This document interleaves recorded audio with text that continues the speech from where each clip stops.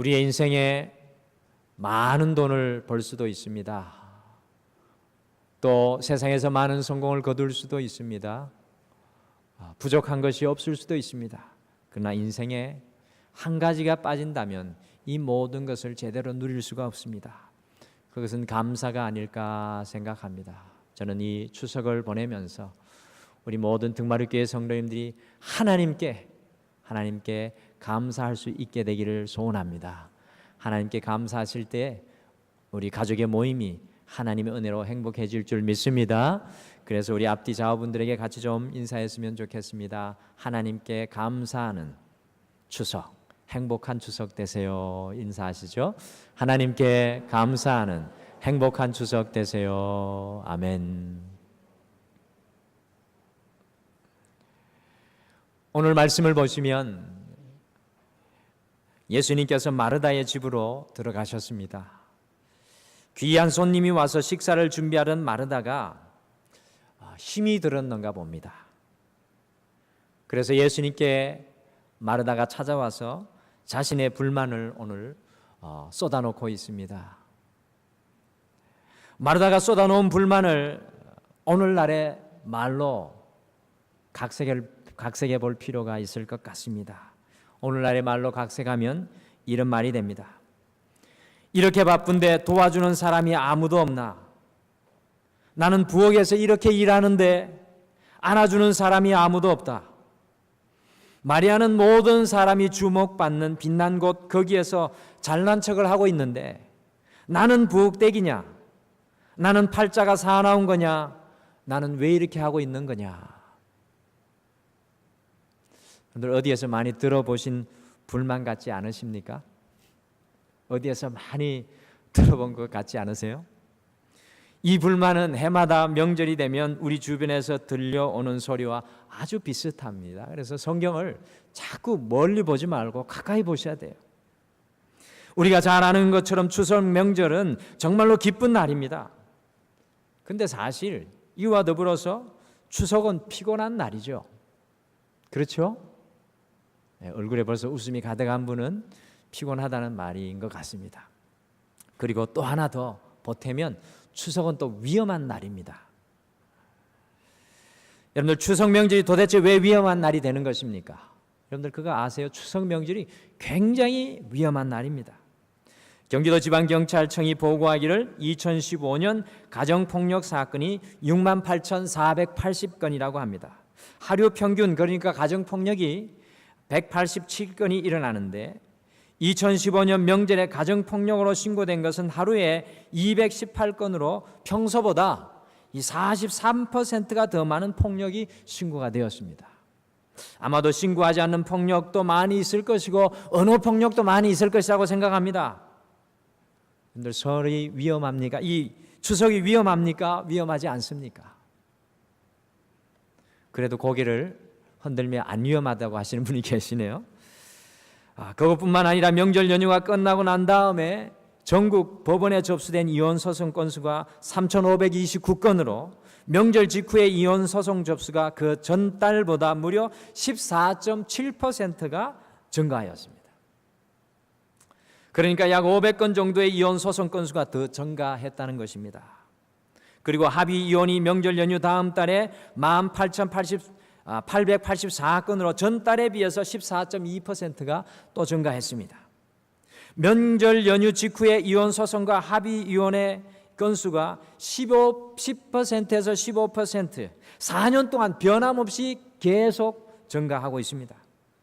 여러분들 이렇게 보았을 때 우리가 보내는 명절의 연휴가 얼마나 위험한 기간입니까? 그리고 가만히 생각해 보면 그 숱한 명절 기간 동안 갈등도 많았고 어려움도 많았는데 이혼하지 않고 여기까지 오신 여러분들 정말 대단한 분들이십니다. 여러분들 이 추석 명절이 위험한 기간입니까? 아닙니까? 또한 이 명절 연휴 동안요 가족의 사랑이 쉽게 깨어질 수 있는 가능성이 가장 많은 날이 이 추석 연휴입니다. 그리고 형제가 쉽게 금이 갈 수도 있는 날이 바로 이 추석 연휴입니다. 그래서 어떤 분들은 형제와 연을 끊고 이 추석을 함께 행복하게 지내지 못하는 안타까운 분들도 있습니다. 그러니 이미 명절 연휴가요 상당히 위험한 시간인 것입니다. 온 가족이 모이는 추석이 기쁘고 즐겁기도 하지만 우리 성도님들께서는요, 지금 아주 위험한 시간을 보내고 계신다는 것을 잊지 않으셨으면 좋겠습니다. 제가 철이 없을 때, 지금도 여전히 부족하지만 추석하면 다 좋은 줄 알았습니다. 그런데 돌아보면 돌아볼수록 추석이 상당히 위험한 시간입니다. 그래서 이 명절을 잘 보내셔야 합니다. 어떻게 잘 보내시겠습니까? 좋은 생각이 있으십니까? 여러분들 이 추석 잘못 보내시면 이 추석 이후에 굉장한 후폭풍이 일어날 수 있습니다. 이 추석 명절이 막 시작되는 2주일에 우리가 마르다의 불만, 우리 마르다의 가정을 보는 것이 그래서 참 중요합니다. 신앙은 실제적입니다. 이 추석을 어떻게 잘 보내느냐 굉장히 중요한 거죠. 그리스도인의 이 추석을 어떻게 보내느냐 굉장히 중요합니다. 그래서 오늘 말씀 제목은 그리스도인이 추석을 맞이하는 자세라는 제목으로 마르다의 가정을 보면서 우리가 명절을 어떻게 지내야 하는지 하나님 말씀을 가슴에 품겠습니다. 추석 명절에 목사님들이 설교하죠. 가서 인가의 그 복음화시키는 그러한 일을 이루라. 여러분들 참 어려운 일입니다. 그런데 오늘 이 마르다의 가정을 보면서 그리스도인이 추석을 어떻게 그리스도인답게 지낼 수 있게 되는지 그 자세만 배워도 우리가 굳이 말하지 않아도 주의 복음을 전할 수 있지 않나 생각합니다. 과연 이 그리스도인들은 추석을 어떻게 맞이하고 보내야 하겠습니까? 여러분과 제가 어떻게 추석을 맞이하고 보내야 하겠습니까? 첫째, 추석에 함께라는 단어를 더욱 가슴에 품어야 합니다. 여러분들 추석에는 이 함께라는 단어를 가슴에 품어야 합니다. 오늘 말씀 속에 마르다가 왜 불만을 합니까? 이 일이 나에게만 집중되었기 때문입니다. 그러니까 누가복음 10장 40절에 주여 내 동생이 나 혼자 일하게 두는 것을 생각하지 아니하시나이까 마르다가 소리를 높이고 있습니다. 집에 귀한 손님이 오고 식사 때가 되었습니다. 당연히 음식을 대접해야 합니다. 그런데 그 일이 누구의 일입니까? 여러분들 그 일이 누구의 일입니까? 오늘 지금 막 마음이 급하신 분들 계시죠? 오늘도 2부 예배 나오시다가 1부 예배에 나오신 우리 성도님들이 계시다고. 왜 1부에 내부 예배 나오셔서 그러십니까? 마음이 급합니다. 여자분들이더라고요. 엄마의 일, 주부의 일, 며느리의 일입니다. 집안 일에 대하여 무관 책임을 느끼는 것이 바로 이 엄마들의 특징입니다. 마르다의 마음이 바로 그런 것이었습니다. 귀한 손님이 왔고 식사 때가 되었습니다. 대접을 해야 되는데 시간은 없고 손은 없고 속이 타는 것입니다. 왜냐하면 돕는 사람 없이 혼자서 하기 때문에 그렇습니다. 여러분들 이렇게 좀 더 깊게 생각해 보시면 마르다의 처지를 우리가 더 잘 이해할 것입니다. 여러분들 오늘 성경 말씀의 이야기는 지금으로부터 2000년 전 이야기입니다. 전기가 안 들어올 때의 사건입니다. 해가 지면 어둡습니다. 지금처럼 가스불을 딱 켜면 불이 확 올라오는 때가 그런 때가 아니라는 겁니다. 요리하는 시간이 굉장히 오래 걸렸습니다. 냉장고도 없어서 재료를 막 꺼내올 수도 없고 수도 꼭지를 털면 물이 펑펑 나오는 그런 때도 아니었습니다. 이 마르다의 사정을 여러분들 이해가 가십니까? 이런 상황 속에서 마음은 분주하고 아무도 도와주지 않으니까 마르다가 당연히 분노할 수밖에 없었습니다. 그래도 2000년 전에 여자가 분노했다는 것은 어떻게 보면 굉장히 혁신적인 일입니다. 그래서 성경이 이런 한 구절을 남겨줘가지고 얼마나 은혜인지 알 수 없습니다. 이런 상황 속에서 마음은 분주하고 아무도 도와주지 않으니까 마르다가 이 분노합니다. 왜 명절에 여러분들 문제가 생기게 되는 것입니까? 그것은 일이 집중되어 있기 때문에 그렇습니다.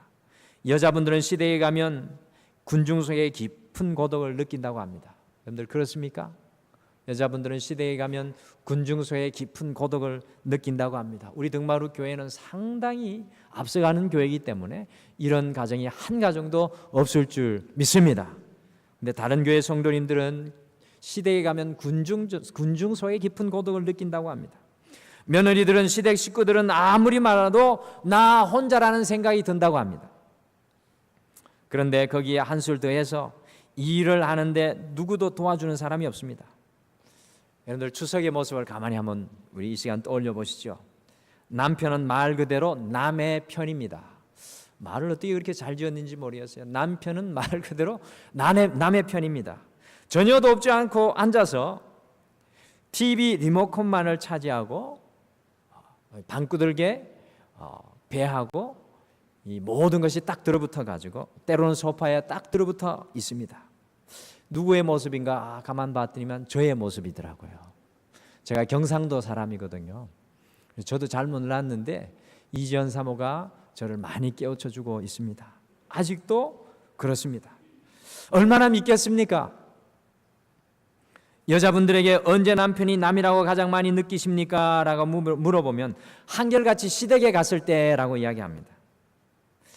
그때 좀 기가 살아서 그런지도 모르겠는데 어쨌든 여러분들 시댁에 가면 남편이 가장 밉다고 합니다.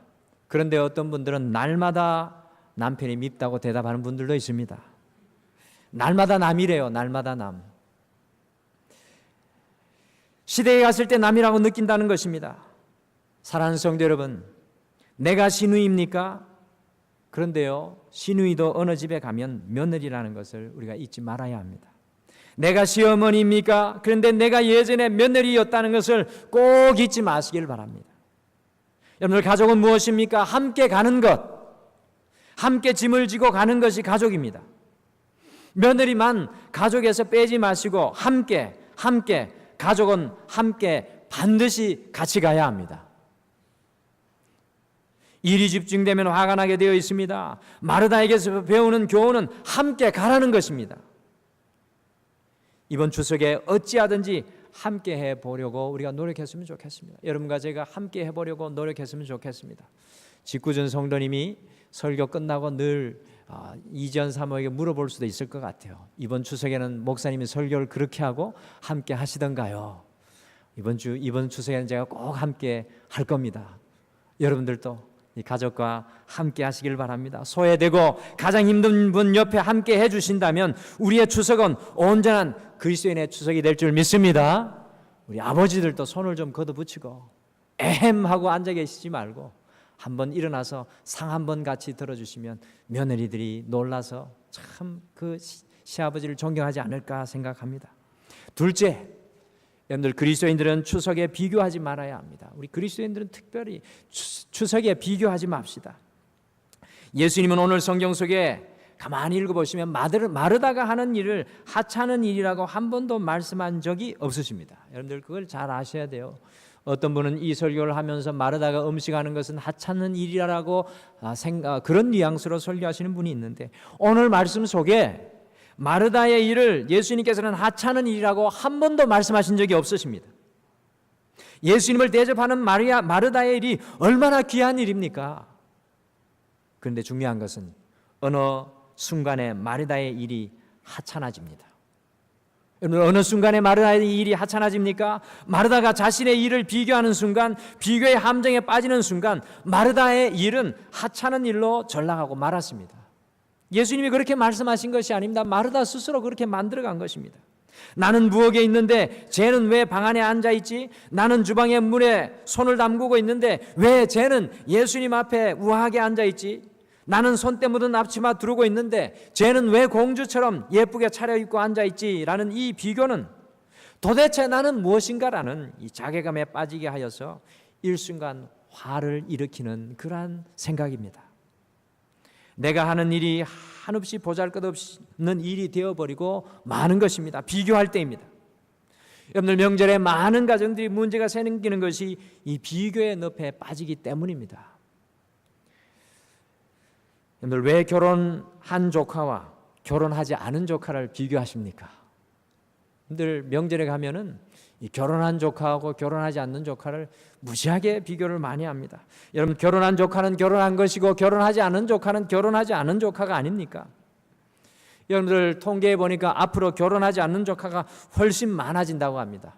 25세에서 30세까지 결혼하지 않는 비율이 50%가 훨씬 넘어갔습니다. 그러니까 조카들이 결혼하지 않는 확률이 훨씬 많습니다.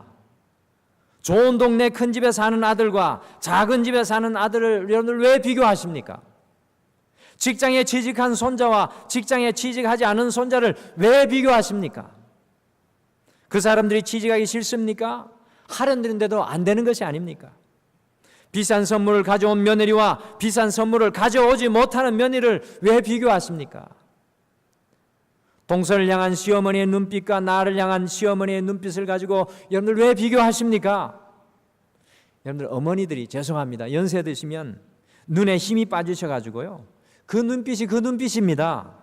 별 차이 없는데 그냥 혼자서 생각을 하는 것입니다. 이 자격지심에 빠져서 그런 생각을 할 때가 많습니다. 오히려 어머니들이요, 제가 가만히 보니까 우리 교회 성도님들 만나보니까 어려움에 처한 자식들을요 더 안타까워합니다. 그래서 왜 사왔냐고 자꾸 뭐라고 합니다. 여러분들 생각해 보십시오. 우린 왜 이런 비교의 함정에 빠지는 것일까요? 그것은 바로 자존감의 문제입니다. 우리가 인생을 살다 보면 비교를 꼭 할 때가 있습니다. 그런데 문제는 자존감이 부족한 사람이 비교하면요, 그 결과는 다른 사람을 미워하거나 아니면 내가 패배주의에 빠지게 됩니다. 자존감이 낮은 사람의 모습입니다. 건강한 사람의 비교는 상대방을 이해하고요, 자신이 더 열심히 해야 한다는 노력에 채찍질을 하게 만드는, 이 자신을 더욱 성숙하게 만드는 비교가 됩니다. 그러나 자존감이 약한 사람이 비교의 늪에 빠지면 자꾸 상대방을 향하여서 손가락질을 하거나 내가 못난 놈이야, 내가 왜 이럴까, 그런 패배주의에 우리가 빠지게 됩니다. 사랑하는 성도 여러분, 우리가 하는 일은 참으로 귀한 일입니다. 교회에서 하는 일뿐만 아니라 가정 속에서 우리가 할 수 있는 일은 참으로 귀한 일입니다. 우리가 하는 일은 우리밖에 감당할 사람이 없어 라는 생각과 누구나 할 수 있는 일인데 내가 맡아서 재수없어라는 생각과 이런 생각은 천지 차이입니다. 사랑하는 성도 여러분, 이곳에 모인 우리 모두는 존귀한 자들인 줄 믿습니다. 왜 그런가 하니 우리의 생명은 바로 우리 하나님의 아들값이기 때문입니다. 여기에 모인 분 중에 한 분도 존귀한 분이 없습니다. 바로 이 한 분 한 분이 다 하나님의 생명값으로 살아가는 분이기 때문에 그렇습니다. 하나님의 아들이 우리를 사랑하셔서 십자가에 자기를 버리고 우리를 구원해 주셨습니다. 그러므로 우리는 존귀한 자입니다. 지금 우리가 하는 일은 우리에게만 맡겨주신 주의 사명입니다. 우리 외에 이 일을 할 수 있는 사람이 없습니다. 우리 외에 그 누구도 할 수 없습니다. 여러분들 존귀한 자가 되셔서 비교의 늪에 빠지지 않으시기를 바랍니다. 여러분들 저도 학생 시절에 저는 중학교 때까지 공부에 흥미가 없었습니다. 그래서 자꾸 사촌하고 공부하는 걸 비교합니다. 왜냐하면 제 사촌들이 공부를 다 잘했거든요. 그 삼촌들을 자꾸 피해 다닙니다. 왜냐하면 또 비교해서 이 이야기가 되기 때문에 두려운 겁니다. 여러분, 비교하면 문제가 생깁니다. 비교하는 추석은 우리 가정이 지옥으로 한 발자국 더 나아가는 지름길이 되게 합니다. 이번 한 주는 비교하지 마시고 그 사람이 가진 고유의 아름다움을 가장 아름답게 부각시켜주는 우리 등마룻교회 그리스도인들 되시기를 간절히 축복합니다. 세 번째, 추석에 우리가 말조심을 해야 합니다. 이 추석에는 한 번 생각하고 말조심해야 합니다. 오늘 본문에 마르다가 예수님께 이렇게 이야기합니다. 지금 예수님 앞에서 앉아있는 마리아에게 주방에 가서 나를 도우라고 명령 좀 해주세요. 내가 얼마나 힘든데 저 싸가지 없는 애는 예수님 앞에 폼만 재고 있잖아요. 오늘 이야기를 마음속으로 한번 그림으로 그려보십시오. 마르다의 이야기를 마리아가 들었을 것입니다. 아니, 예수님께 소곤소곤 이야기한 것이 아니라 마리아가 듣는 앞에서 이런 이야기를 한 것입니다. 여러분들, 마리아의 기분이 어땠을까요? 실제로 마리아가 지금 게으른 것입니까? 집에 귀한 손님이 찾아왔습니다. 그 분을 집에 혼자 내버려 두는 것도 결례입니다. 누군가는 그 손님을 대접해야 합니다. 마리아가 하는 일은 어쩌면 마르다가 하는 일보다 더 중요한 일일 수도 있겠습니다. 이 마르다의 이야기를 들은 예수님은 이렇게 말씀하셨습니다. 너의 일도 귀하고 마리아의 일도 귀한데 내가 비교하는 순간 너의 일은 천한 것이 되어버렸어. 거기에다가 말을 함부로 해버린 것입니다. 여러분들, 명절에 왜 문제가 생기는 것입니까? 말 때문입니다. 여러분들, 우리나라 명절을 앞두고요, 바쁜 직업이 여러 개 몇 가지가 생겼습니다. 그 중에 제일 바쁜 직업이 무엇입니까? 택배하는 분들이 전쟁입니다. 전쟁. 그래서 여러분들 택배하시는 분들 오시면 정말 수고하신다고 꼭 이렇게 인사를 해주셨으면 좋겠습니다. 그런데 이 택배하시는 분들과 더불어서 또 하나 바쁜 분들이 상담사라고 합니다. 명절에 상담사들이 상당히 바빠진답니다. 명절을 앞두고 정신적인 문제를 호소하는 분들이 많아서 상담사들이 그렇게 바빠진다고 합니다. 우울증으로 시달리는 분들이 명절을 지나고 우울증이 급격하게 악화되어 가지고 상담받는 분들이 많아졌다고 합니다. 그런데 옛날하고 달라져서 옛날에는 상담은 며느리들이 주로 받았는데 요즘에는 시어머니들이 더 많이 상담을 받는다고 합니다. 그러니까 여러분들 시절이 바뀐 것입니다. 옛날에는 며느리들이 주로 당했는데 요즘은 신세대 며느리들이 할 말 못할 말 막 한다는 이야기입니다. 신세대 며느리들을 시어머니가 못 이긴다는 말이 되겠습니다. 그래서 예전에는 며느리 살이가 고달팠는데 요즘에는 시어머니 살이가 힘들어서 스트레스 받아 상담을 한다는 겁니다. 시어머니들 얼굴을 보니까 굉장히 은혜 받는 얼굴이시네요. 지금 시어머니들이 굉장히 공감할 수도 있겠습니다. 이 시어머니 노릇하기 힘들어서 참 힘들다라는 말을 할 때가 많은데 이 며느리만큼 하겠습니까만 어쨌건 시어머니의 그 자리도 참 어렵다는 것입니다. 얼마 전에 대학교 청년 1370명을 대상으로 명절에 듣기 싫은 말을 조사했습니다. 명절에 듣기 싫은 말 여러분들 꼭 마음에 새기고 꼭 적용했으면 좋겠습니다. 1위가 만나서 언제 취업할래? 라고 물어보는 거랍니다. 제일 듣기 싫은 말, 청년들이 제일 듣기 싫은 말 언제 취업할래? 25.8%입니다. 그런데 이게 참 난감하죠. 오랜만에 삼촌이 조카를 만나서 궁금하잖아요. 취업은 했는지 일은 하고 있는지 궁금해서 조카를 위해서 하는 말인데 조카는 이것이 상처가 되는 말이라는 것입니다. 자기도 취업하고 싶은데 아주 죽고 싶은 겁니다. 근데 참 더 놀라운 건 매년 만나니까 작년에도 언제 취업할래? 재작년에도 언제 취업할래? 이 자꾸 되풀이 되니까 그 마음에 큰 상처가 쌓이는 겁니다. 2위 청년들이 듣기 싫은 말이 너 살찐 것 같다입니다. 저도 우리 모 전도사님을 보고 요즘 살찐 것 아니야 라는 말을 자주 했는데 굉장히 제 말을 좀 바꿔야 되겠다라는 생각을 했습니다. 누구는 살찌고 싶어서 살이 찝니까? 말을 지혜롭게 해야 합니다. 예를 들자면 얼굴이 아주 젊어졌네. 여러분들 이런 말이 얼마나 좋습니까? 근데 이 말에는 말하는 사람의 깊은 뜻이 숨어 있습니다. 살이 찌니까 주름살이 없어져서 얼굴이 자연 보톡스 맞은 것처럼 주름살이 확 펴진 겁니다.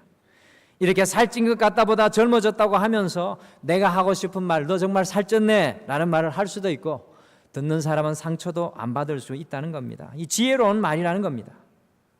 여러분들 살찐 것 같다는 말 듣기 싫어하는 퍼센테이지가 18.6%입니다. 피하십시오. 그리고 3위가 사귀는 사람 있니입니다. 사귀는 사람 있니? 바꿔 말하면 결혼은 언제 할 거니? 라는 말입니다. 여러분들 이번 설 명절에는 정말 이 말은 좀 여기까지 목이 차올라도 자제를 해주시면 좋겠습니다. 4위는 내 전공 살리면 어디로 취업하니? 이 말은 돌려서 생각하면 참으로 모욕적인 말이 될 수도 있습니다. 청년들한테 네 전공으로 야 취업할 데가 없는데 너 어쩌다가 그런 대학 그런 학과에 갔니? 라는 말과 같습니다. 저도 신학 공부할 때 우리 삼촌들이 야 이거 목회를 해서 너 먹고 살 수나 있겠냐 이런 말을 할 때 삼촌 제가 먹고 살 것 같으면 이 일을 안 들었었죠. 속에 먹구멍이 여기까지 오는데 만날 때마다 그 말씀을 하시더라고요. 여러분들 청년들에게 다시 한번 질문을 했습니다. 명절에 친척 어른들이 한 안부 인사 때문에 마음 상한 적이 있느냐 물었더니만 65%가 마음 상한 적이 있다고 대답을 했습니다.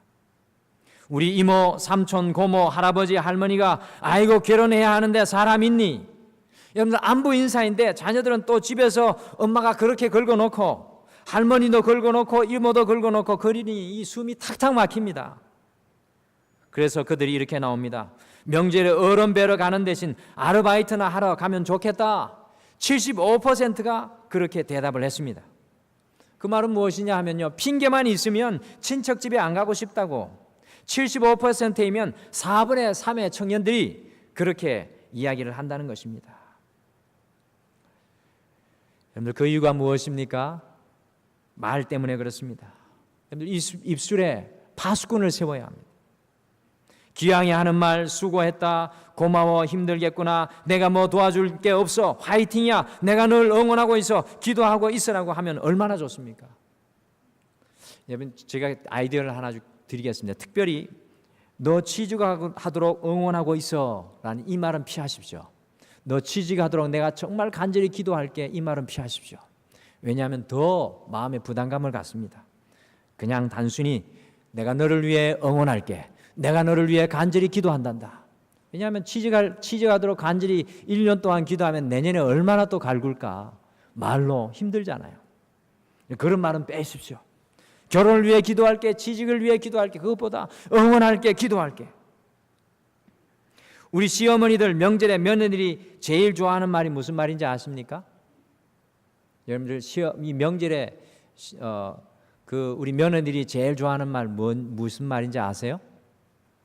모르시는 것 같은데 우리 어떤 분은 아시는 것 같아요. 그 말이 뭔지 모르셨다면 오늘 꼭 아시면 좋겠어요. 저도 잘 몰랐는데 어떤 분이 이야기하더라고 공감이 갔습니다. 명절에 이 며느리들이 제일 좋아하는 말이 무슨 말이냐면 빨리 친정 가야지라는 말입니다. 여러분들 공감이 되시죠? 우리 시어머니들을 한번 연습해 보실까요? 한번 따라해 보시죠. 빨리 친정 가야지. 이 며느리들이 하잖아요. 며느리들만 한답니다. 여러분들, 입장 바꿔 생각해 보세요. 우리 딸도 어느 집의 며느리입니다. 그리고 우리 며느리도 어느 집의 딸입니다. 딸 가진 부모들은 딸이 빨리 오기를 그렇게 기다립니다. 저희 어머니가 딸이 하나밖에 없거든요. 가만히 보니까 아들 오는 거는 별로 신경을 안 써요. 올 거니까. 근데 딸은 언제 올지 전화를 불이 나게 합니다. 딸이 화를 낼 정도로 전화를 합니다. 그렇게 딸을 기다리시더라고요. 내 딸이 빨리 오기를 기다린다면 며느리를 빨리 보내주십시오. 우리 그리스도인들은 추석에 말 조심해야 합니다. 사랑한다, 에미야, 늘 고맙다, 나는 동서의 수고를 잊을 수가 없어, 늘 내가 미안해. 저는 이런 말이 우리 그리스도인의 말이 되기를 간절히 축복합니다. 우리가 만나서 정말로 아름다운 말을 우리 가족들에게 해줄 수 있기를 간절히 축복합니다. 그래서 연습하십시오. 써보기도 하고, 조카들 만나면 어떤 말을 해야 될지 그냥 입에서 나오는 대로 쏟아놓으면 틀림없이 실수하게 돼 있습니다. 그리스도인들은요, 그 말로 그리스도의 향기를 전하는 사람입니다.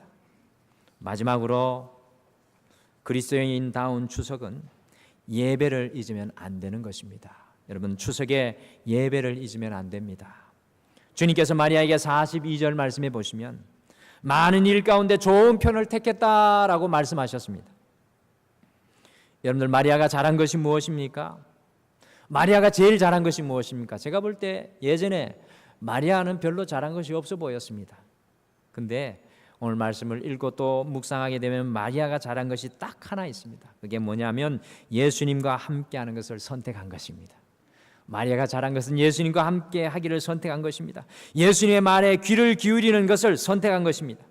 우리 인생에서 가장 중요하고 소중한 것은 예수님과의 관계인 줄 믿습니다. 마리아는 예수님의 말씀을 듣는 일을 택했습니다. 예배를 택했습니다. 주의 말씀에 귀를 기우는 것을 택했습니다. 우리의 신앙에 있어서 왜 예배가 기본인 줄 아십니까? 이것이 안 되면 주님의 관계, 주의 말씀을 듣는 것이 제대로 안 되면 나머지가 다 문제 가운데 빠지게 되기 때문입니다. 여러분들, 부부 싸움을 하면 엄마들이 누구한테 제일 먼저 짜증을 냅니까? 가만히 살펴보십시오. 돌아보십시오. 부부 싸움을 하면 누구한테 제일 먼저 짜증을 냅니까? 제일 먼저 아이들에게 짜증을 내게 되어 있습니다. 왜냐하면 가정의 기본은 부부이기 때문입니다. 부부의 관계가 안 되니까 아이들에게 짜증이 납니다. 그래서 어떤 엄마는 남편에게 소망이 없으니까 자식에게 올인하는 엄마들이 있습니다. 왜 그렇습니까? 기본이 잘못되었기 때문입니다. 우리 가정의 기본이 무엇입니까? 바로 하나님의 관계인 줄 여러분들 믿으시기 바랍니다. 주님과의 관계입니다. 예배가 기본입니다. 그래서 예배의 기본이 안 되면 봉사를 하면 그것이 삐걱거리는 것입니다. 교회 학교 봉사, 주방봉사, 청소봉사, 찬양대, 안내위원, 헌금위원 등 봉사를 하다가 시험을 느끼는 분들의 원인을 찾아서 따져가 보면 그 원인의 대부분은 하나님의 관계가 멀어져 있기 때문에 그렇습니다. 그래서 이 말이 참 중요합니다. 봉사가 예배를 잡아먹지 않도록 해라. 여러분들, 우리 예배가 늘 앞서가야 합니다. 예배가 늘 우선이 되어야 합니다. 예배 자리에 있어야 합니다. 사역이 먼저가 아니라 예배가 먼저입니다. 예배가 기본이라는 말씀입니다. 마찬가지입니다. 가정관계에도 부부관계가 우선인 것처럼 주님은 마리아에게 내가 좋은 편을 택했다라고 바로 그것을 칭찬해 주시는 것입니다. 주의 말씀을 듣는 것을 우선으로 했다는 것입니다. 여러분들, 마르다의 문제는 무엇입니까? 주의 말씀을 듣는 것을 소홀히 하니 불평이 나왔다는 것입니다. 하나님의 말씀이 나를 주도하는 것이 아니라, 예배를 통해서 하나님의 가치관과 세계관이 나를 주도하는 것이 아니라 내 생각과 내 마음이 앞서간다는 것입니다. 사랑하는 성도 여러분, 이번 명절에 잊지 마시기 바랍니다. 우리 온 가족이 모이는 이유가 무엇인지 아십니까? 그것은 바로 하나님을 함께 감사하며 예배하기 위해서입니다. 그리스도인의 추석은 함께 모여서 감사하며 예배하는 것이 우리의 목적입니다. 하나님을 예배하며 온 가족이 함께 감사하는 것이 가장 중요한 것입니다. 이것을 잊으면 안 됩니다. 여러분들, 우리의 명절에 대한 생각을 좀 바꾸시자고요. 모여가지고 우리 그리스도인의 명절이 어떤 일을 해야 되겠습니까? 모임의 가장 큰 이유는 가정 예배입니다. 저도 이번에 두 분의 부모님들을 저희 집으로 모셨습니다. 이번에 함께 모셔서 꼭 제가 예배를 그 두 분을 모셔다 놓고 제가 예배를 인도할 것입니다. 여러분, 이번 명절 예배 순서지 바깥에 있습니다.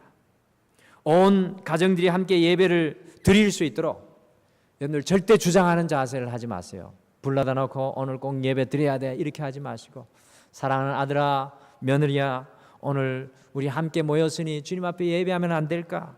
여러분들 부탁하는 마음으로 함께 꼭 예배를 올려드리시기를 바랍니다. 진심으로 우리 온 가족이 예배하면 상처 입은 며느리의 마음을 만져주십니다. 여러분들, 상처 입은 며느리의 마음은 시어머니가 만지기 힘들어요.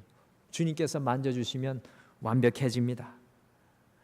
이 예배를 통해 까칠한 조카의 마음도 만져주시고, 사이 안 좋은 자식들의 관계를 성령께서 주관하셔서 우리의 가족의 관계를 예배를 통해서 회복시켜 주실 줄 믿습니다. 여러분들, 추석의 모임은 바로 예배를 위한 모임입니다. 음식이 중요한 것도 아니고요. 바로 이 예배 가운데, 우리의 인생 가운데, 우리의 자녀들 가운데 함께해 주신 주님을 높이는 것이 바로 이 추석의 모임입니다. 예배를 앞세우시기를 간절히 축복합니다. 이 주일을 기점으로 시작되는 본격적인 추석을 우리는 진실로 그리스도인답게 맞이하기를 바랍니다. 여러분들, 이 교회의 대문을 나서는 순간 잊어버리지 마십시오. 교회의 대문을 나서면서 나는 그리스도인답게 이 추석을 보내리라 결단하십시오. 이 추석에 어떤 한 사람이 소외되거나 너무나 과중한 짐을 지고 가지 않도록 우리가 함께 하기를 바랍니다. 비교하지 않기를 바랍니다. 입에 파수꾼을 세워서 말을 조심하기를 바랍니다. 모든 것보다 예배하는 추석이 되기를 간절히 축복합니다. 사랑하는 성도 여러분, 이 추석이 하나님께 감사하고 행복하고 은혜로운 추석이 되시기를 간절히 축복합니다. 다 같이 기도하시겠습니다. 하나님 아버지, 우리 가정들을 지금까지 이와 같이 지켜주셔서 여기까지 오도록 지켜주시고, 우리 자녀들과 우리의 손자 손녀들이 주의 은혜로 이렇게 세워지게 하여 주심을 감사합니다. 이 추석 우리가 그리스도인답게, 그리스도인 가장답게, 그리스도인 어머니답게, 그리스도인 아들과 딸답게, 그리스도인 손자 손녀답게 이 추석을 보낼 수 있도록 우리를 지켜 주시옵소서. 우리가 굳이 말하지 않아도 우리의 삶과 행동을 통하여서 저 사람에게는 주님이 살아계시는구나, 주님을 알고 싶다라는 그러한 궁금증이 자아나갈 수 있도록, 그들의 생각에서 새어나올 수 있도록 주님, 우리를 그리스도인답게 이 추석에 세워 주시옵소서. 가족들이 만나고 헤어지고 먼 곳, 먼 길 오고 가는 모든 가정 가운데 주님께서 동행하여 주시고 웃음 넘치고 기쁨 넘치고 소망 넘치는 귀한 추석 되게 하여 주실 줄 믿고 감사드리며 예수님의 이름으로 기도드리옵나이다. 아멘.